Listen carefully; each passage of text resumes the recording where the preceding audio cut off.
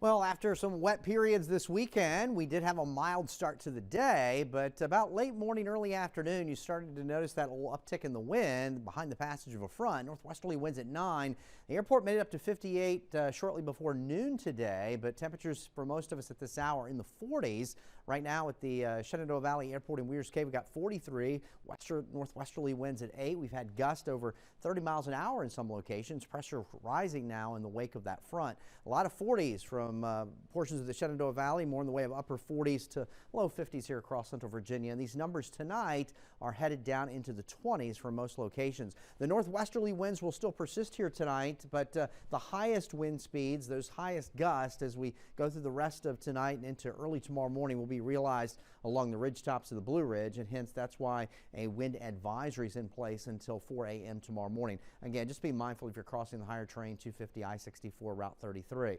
We have some gusts 45 to 50 miles an hour. As far as the month of February, wrapped it up at the airport with just around 5¼ inches of precipitation, and we have surplus for the month of February of over 2½ inches. For the calendar year thus far, we've seen just over 7¼ inches of moisture and a current surplus of just over 1 inch and 8/10. That's certainly some good news. Temperatures here overnight, say between 25 and 30, with a little added chill in the air because of those northwesterly winds. It'll feel like it's in the teens and 20s here for the overnight. A chillier day tomorrow. We'll have a good amount of sunshine, basically 45 to around 50 for those daytime highs, and overall a largely dry stretch this week.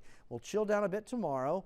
Wednesday will be the mildest day of the week in the 50s to around 60, and then temperatures will back off a little bit here by the end of the week, but overall looking dry here for the next several days. Things are quiet on NBC29's Doppler radar network. Of course, we had the rain from this morning. That frontal boundary is well to our south, and high pressure is building in from the west, allowing for those northwesterly winds and a chillier air mass. There's some lake effect snows coming downwind of the lakes. So again, a chillier air mass settles in, and Futurecast tomorrow morning shows us starting in the 20s. It'll be a bit breezy the first part of the day, and 45 to around 50 by the afternoon. Will be a little bit milder to start Wednesday morning in the low and middle 30s, and then Wednesday afternoon with a west-southwesterly wind anywhere from the mid-50s to around 60. That next system is exiting off the coast on Wednesday. That looks to stay to our south. So for tonight, we've got some partial clearing, temperatures between 25 and 30, brisk and cold. There's a look at the Michael and Son 7-day forecast. There will be some temperature fluctuations here over the next couple of days, but overall a dry